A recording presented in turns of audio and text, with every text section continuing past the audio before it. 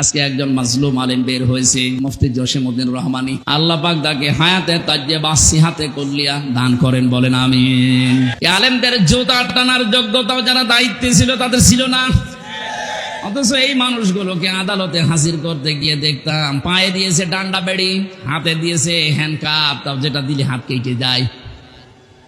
মাজায় দড়ি বেঁধে ছাগলের মতো গরুর মতো টানতে টানতে নিয়ে যেত।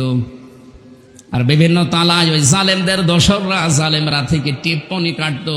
দেখ কি অবস্থা। আমার মনে হয় পুরা বিষয় আল্লাহ পুরাটাই পাহাড়ের মতো উল্টিয়ে দিস। এ কালামানিকের যে অবস্থা, ওর নাকি শুনলাম অন্ডকোষ উড়িয়ে গেছে।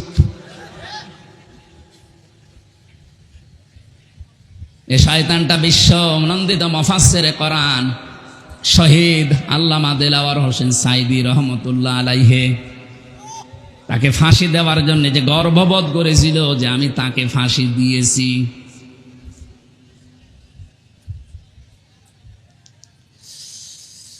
গাজীপুরবাসী, আমার তো মনে হচ্ছে এখন যে জালেমগুলোর উপরে মানুষের ক্ষোভ, রাগ এবং বাস্তবতা যেটা দেখা যাচ্ছে, কেউ ডিম ছুঁড়ে মারছে, কেউ পানি মারছে,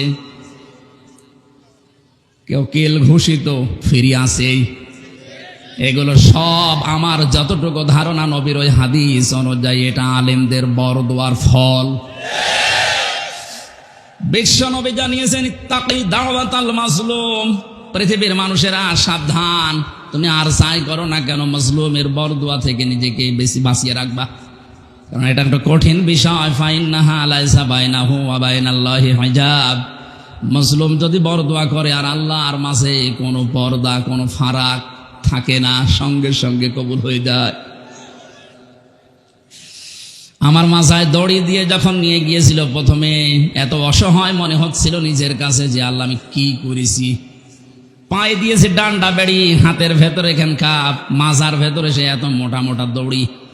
2-3 জন 4 জন পুলিশ হাত ধরে রাখে আর একজন টানতেছে, গরু টেনে নিয়ে যাচ্ছে।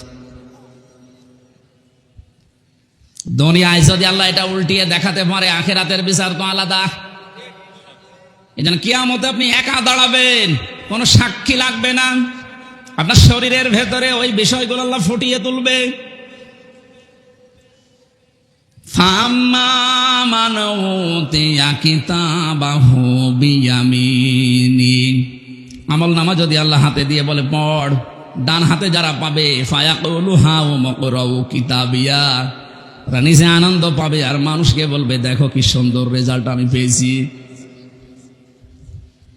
বাংলার মানুষেরা, পাশে যেহেতু কারাগার, হাজারো মানুষ এখন যারা আছে, আমি যেহেতু নিজের বাস্তবতা বলছি, হাজার হাজার মানুষ এই জেলখানায় তো প্রায় এক জায়গায় 10,000 আছে, এখন মনে হয় আরো বেশি।